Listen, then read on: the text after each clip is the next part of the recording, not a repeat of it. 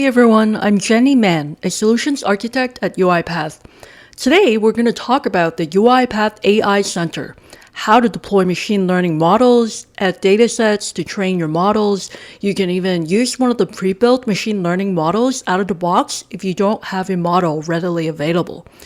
If you would like to follow along and get hands-on today, you can download the workflows used in this video from academy.uipath.com, specifically from the UiPath AI Center overview course, which is also where a lot of the material in this video came from.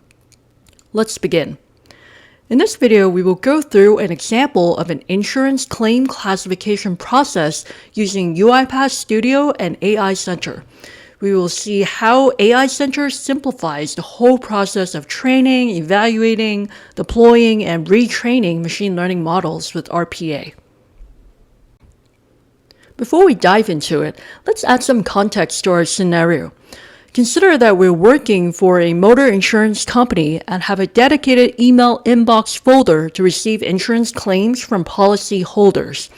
Since we're talking about insurance claims, we know the importance of responding quickly.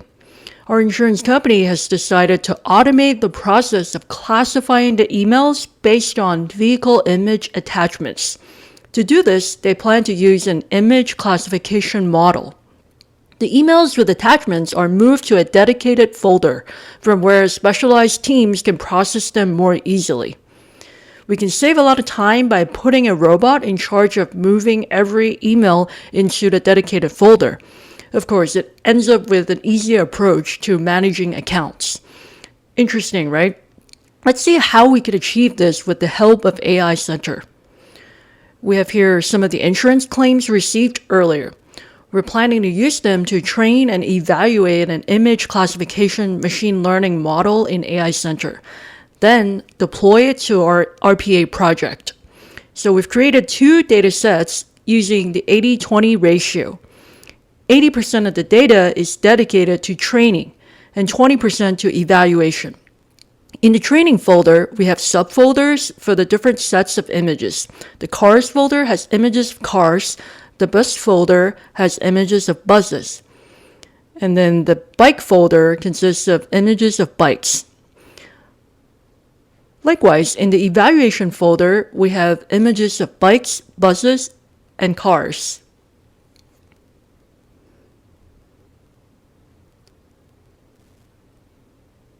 Now let's move to UiPath Automation Cloud and Access AI Center.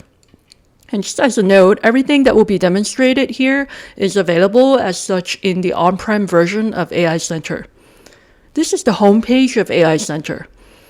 There are several projects already created. Let's create a new one. Click on Create Project. Let's give it a name, in our case, Image Classification, and provide a description based on our use case. Then hit Create. A project was created. A typical dashboard page for an AI Center project looks like this.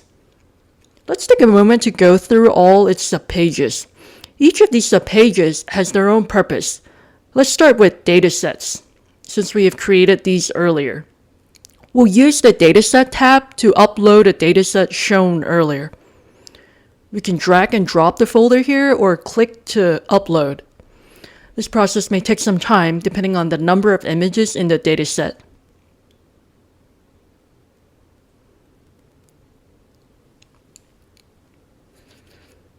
A few moments later. Now the training dataset is uploaded. Let's click on Images. Here they are, the different folders created for bike, bus, and car. Once the training dataset is uploaded, we can upload the evaluation dataset too. Now the evaluation dataset is uploaded as well, with the folders created for bike, bus, and car. Next, data labeling. This is a tab where we can set up labeling sessions to prepare datasets for training and evaluation through Data Manager. This is used for labeling documents for training document understanding models. So we'll not get into details in this video. Moving on to the ML Packages tab, – We have three options here. The first one is upload zip file. This provides us with an option to upload a custom model created with Python outside of AI Center. The second option is out-of-the-box package, and we'll talk about this more later. Then there's the import ML package. This gives us the option to import a model which was previously exported from AI Center. Let's make use of the second option, out-of-the-box packages. There are currently two types developed by UiPath and open source. There are different types of packages which we can use to create our models. For example, in open source packages, we have language analysis and language comprehension, just to name a few. But our use case today is the classification of vehicle images. So the model for this is the image analysis model developed by UiPath. So let's select that. This is a retrainable model, which means the model requires training. You'll remember that we have the datasets uploaded already. Let's click Submit to confirm the model that we have picked. Let's create the ML package by first providing a package name. Let's call it image classification. We can provide the input and the output description as well, although these fields aren't mandatory. Click on Submit. Now we have created our package. Let's proceed to the next tab, Pipelines. Here is where you can view all the pipelines used in the project. Pipelines not only provide information about their type, but also the package used and its version, as well as the datasets involved. Pipelines use a dataset and a machine learning package as input, together producing an output. The output depends on the pipeline type. We'll create a new pipeline. Click Create New. There are three types of pipelines in AI Center. First, full pipeline, consisting of a training and evaluation pipeline. Second, train run, which takes as input an ML package and a dataset, together producing a new ML package version. It uses the training dataset to train the model. Third, evaluation run. This takes as input an ML package version and a dataset, together producing a set of metrics and logs. The models created are tested using the evaluation pipeline. This pipeline uses the evaluation dataset. It also outputs a score after the run. Okay, now we want to train the model that we have selected. Let's use the train run pipeline option to train our model. We'll choose the package we just created, the image classification. Choose the package version for the package deployed, the package major version, and the package minor version. Next, choose the dataset. As we scroll down the page, we see the option to enter and change the environment variable. We can either keep the same settings and configuration or change as per the use case. Let's change the model.epoch to 5 for our use case. We're changing the number of epochs for demo purposes. Don't take this as a requirement. You can do your own experiment with the number of epochs on your data. Let's also enable the GPU. Enabling the GPU provides 5 to 10 times faster processing. Okay, we can choose one of the options for when the pipeline should run. If we select Run Now, the pipeline starts running right after its creation. We go for time-based, then the pipeline will start running at the specified date and time. Or we can select Recurring, meaning it starts according to the schedule we set up. Let's take Run Now and then hit Create. Let's refresh the pipelines page. We see the status is waiting for resources. Let's refresh the page once again. And there it is, the pipeline is running. Once the training pipeline is running, we can go ahead with the evaluation pipeline run. This follows the same steps as train run. So let's select the evaluation run option, the image classification package, and the major and minor package versions. Each time a pipeline trains the model, the next minor version stores the knowledge of the model. Since the minor version for train was 0, the minor version for evaluation is 1. Let's note that the minor version increases every time a model is trained. Let's choose the evaluation dataset and click Select. change the model.epoch to 5 as we did for the train run and save.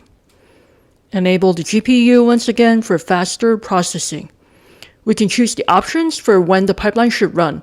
Let's click on Run Now and hit Create. A few moments later.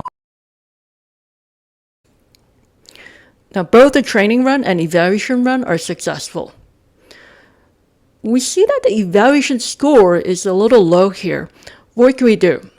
Here's a tip. To increase the score, we can train our dataset with a lot more images. This will help the model become more accurate, consequently improving the evaluation score. Now let's go to ML skill. An ML skill is a live deployment of an ML package. Let's see the steps to create a new ML skill. We'll enter the name of the ML skill, choose the package, select the major and minor package version.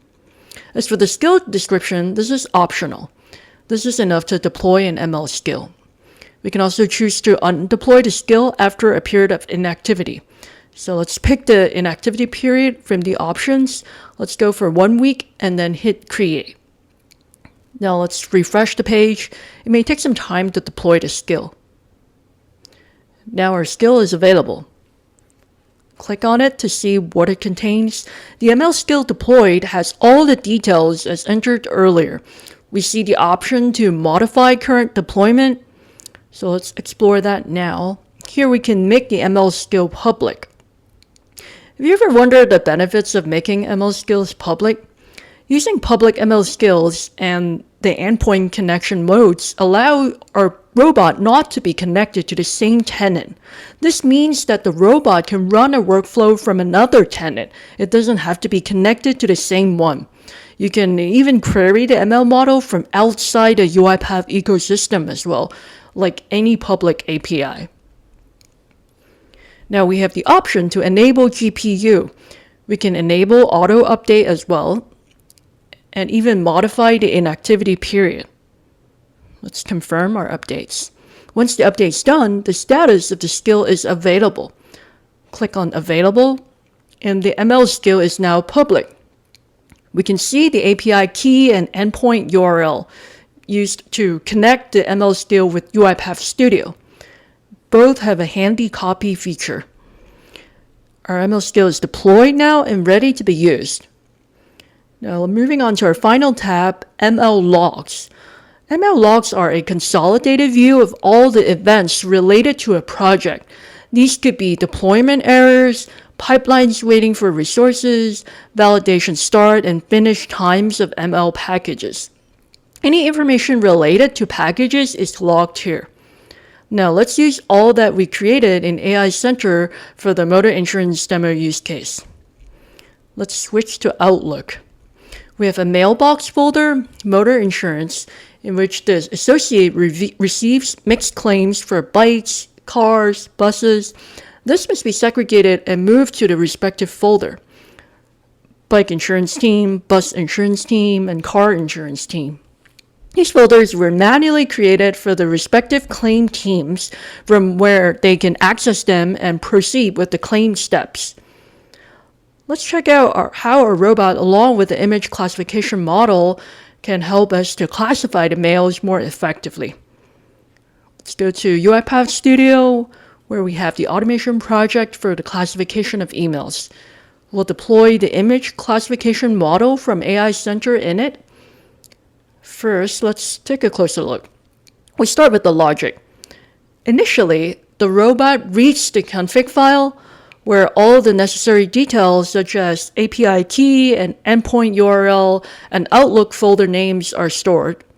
The mails in motor insurance folder are retrieved through the Get Outlook Mail message activity. Next, it reads the mails and classifies them. Then it uses the Get Outlook Mail message to read the email. The folder name is specified in the mail folder. Next, it saves the attachment of the mail using the Save Attachment activity. These attachments serve as an input image for the image classification model. Based on these images, the classification model classifies the mails and moves them to respective team folders. Note that we have used the public endpoint URL and API key for connecting to our image classification model deployed. We can connect to our ML skill by using either the endpoint connection model or by using the robot, which needs to be connected to the same tenant. Choose the ML model. For now, let's stick to endpoint as our connection mode.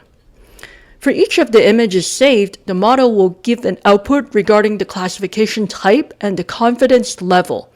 By using an if, we can compare the confidence level with the threshold confidence stored in configuration. Have you ever wondered what happens if confidence is less than the threshold confidence? A task for validating the classification is created in Action Center.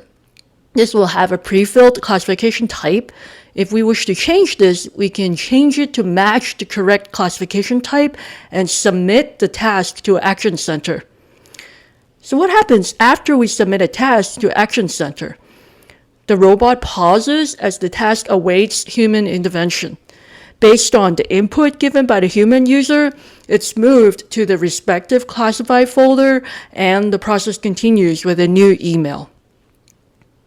Now, what if the confidence is greater than the threshold confidence? Well, the robot will directly move the mails to the respective classified folder without creating a task in Action Center. In addition to that, the robot will learn from the classification and upload the data.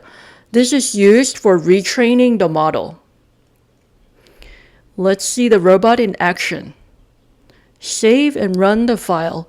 The execution has started. The bot analyzes the oldest email first and classifies it under car insurance team folder based on the image attachment in the email. Next, the robot analyzes another email and classifies it under bus insurance team folder based on the image attachment in the email. Now the bot analyzes the third email and classifies it under bike insurance team folder based on, again, the image attachment in the email.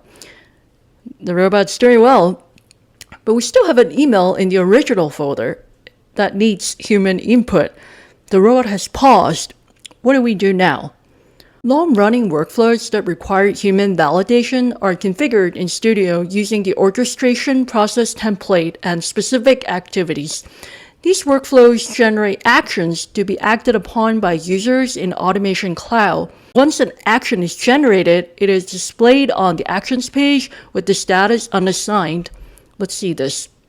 Let's return to Automation Cloud, open Action Center, navigate to My Actions, and there's the task.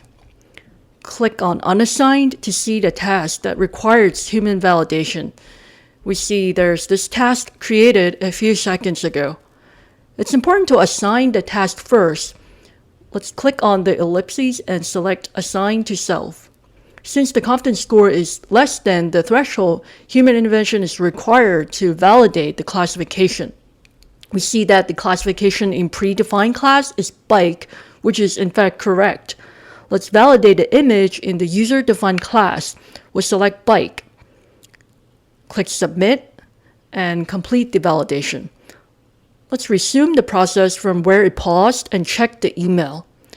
The only email left moves to the bike insurance team folder. We're done. Want to confirm if the classification is done right? Let's go for it. Let's browse through the subfolders and look inside each of them. There were 4 emails in the motor insurance folder. 2 emails are moved to bike insurance team folder based on the image attachments in the email. 1 is moved to bus insurance team folder and 1 to car insurance team folder. All emails are distributed correctly into the corresponding categories of bike, bus, and car based on the image attachments. With this, we're concluding our demo on AI Center and the way it can power up your RPA workflows. Hope this was helpful. Happy automation. Thanks for watching. Subscribe to this channel for upcoming content on how to start or build a career in tech, how to automate using low-code RPA, how to build real-time low-code data pipelines, and other tech content.